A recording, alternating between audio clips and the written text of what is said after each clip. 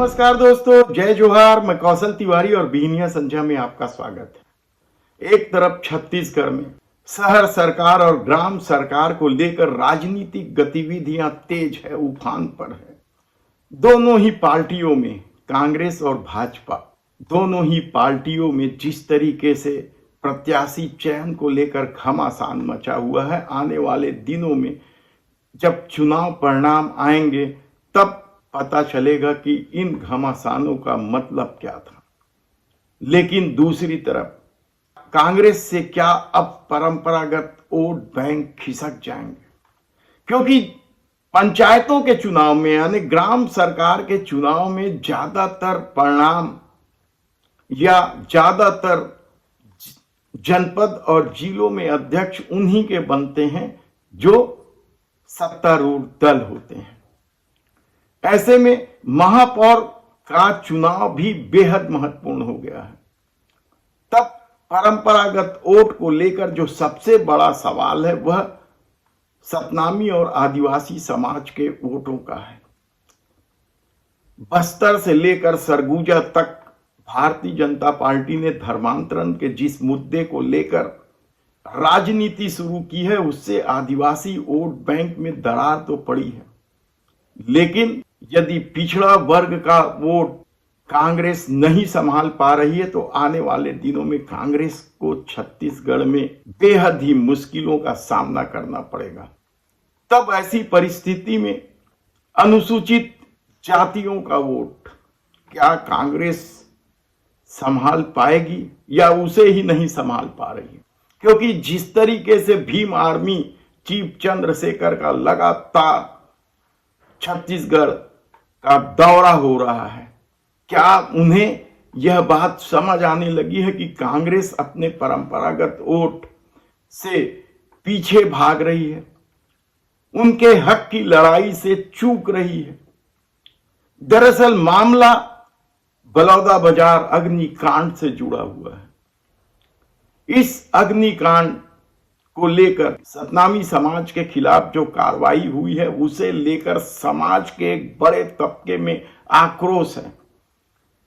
कांग्रेस ने शुरुआती दौर में जरूर सतनामी समाज के साथ खड़े होने की कोशिश की, लेकिन जिस तरीके से भारतीय जनता पार्टी ने या विष्णुदेव साय की सरकार ने कांग्रेस को इस मुद्दे पर घेरा और पूरे घटना को ही कांग्रेसी षड्यंत्र बताकर कांग्रेस के एक विधायक देवेंद्र यादव को जेल में डाल दिया, क्या उससे कांग्रेस पीछे हट गई है या उन्हें पीछे हटना पड़ा है और जिसका फायदा भीम आर्मी चीफ चंद्रशेखर उठा रहे हैं?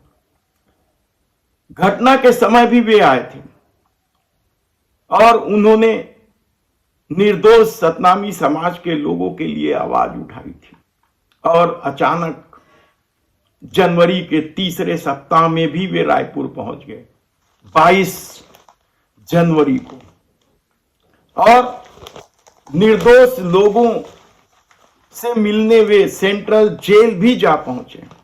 क्या सचमुच बड़ी संख्या में सतनामी समाज के निर्दोष लोगों को जेल की सलाखों में डाल दिया गया है? क्योंकि याद कीजिए आप, लोहारीडीह कांड में भी इसी तरीके से साहू समाज और दूसरे पिछड़े वर्ग के समाज के 3 दर्जन से अधिक लोगों को जो निर्दोष थे जेल में डाल दिया गया था। पुलिस ने जब रिपोर्ट दी कि वे निर्दोष है तब कहीं जाकर उनके छूटने का सिलसिला शुरू हुआ। लेकिन सतनामी समाज की लड़ाई कौन लड़ रहा है? क्या निर्दोष लोग भी जेल की सलाखों में बंद ही रहेंगे? हमने बताया कि कांग्रेस ने शुरुआती दौर में जरूर यह मुद्दा उठाया, लेकिन उसके बाद एक लंबी चुप्पी रही। बयानबाजी हल्के फुल्के सतनामी समाज से जुड़े नेता करते रहे जो कांग्रेस के थे, लेकिन ऐसा कोई बड़ा आंदोलन कांग्रेस नहीं खड़ा कर पाई जो सतनामी समाज का विश्वास जीत सके। इसकी क्या वजह है? क्या सिर्फ देवेंद्र यादव की गिरफ्तारी से कांग्रेस डर गई? ऐसे कई सवाल अब इसलिए बड़े होने लगे हैं क्योंकि भीम आर्मी चीफ चंद्रशेखर ने इन निर्दोष लोगों की रिहाई की मांग को लेकर 20 फरवरी को छत्तीसगढ़ के मुख्यमंत्री विष्णुदेव साय के निवास को घेरने की चेतावनी दे दी है। चंद्रशेखर ने यहां तक आरोप लगाया कि सत्ता सतनामी समाज को कुचलना चाहती है, और यह आरोप इसलिए भी लगते हैं क्योंकि मोटे तौर पर माना जाता है कि सतनामी समाज का झुकाव कांग्रेस की तरफ है, और यदि कांग्रेस ही सतनामी समाज के साथ खड़ा नहीं हो पा रही है या पीछे हट रही है या कोई बड़ा निर्णय नहीं कर पा रही है, तो क्या सतनामी समाज का टूटना तय होगा कांग्रेस के पाले से? क्योंकि पहले भी सतनामी समाज का एक बड़ा तबका बहुजन समाज पार्टी के साथ खड़ा हो गया था, लेकिन बहुजन समाज पार्टी भी इन सालों में खरा उतरते नहीं दिख रही है। यानी बहुजन समाज की सुप्रीमो मायावती की भूमिका को लेकर कई तरह के सवाल उठते रहे हैं देश में, और उससे बहुजन समाज पार्टी से जुड़े लोग अब कहां जाए? तब क्या वे चंद्रशेखर के साथ खड़े होंगे और चंद्रशेखर को छत्तीसगढ़ में पैर जमाने की जगह मिल जाएगी?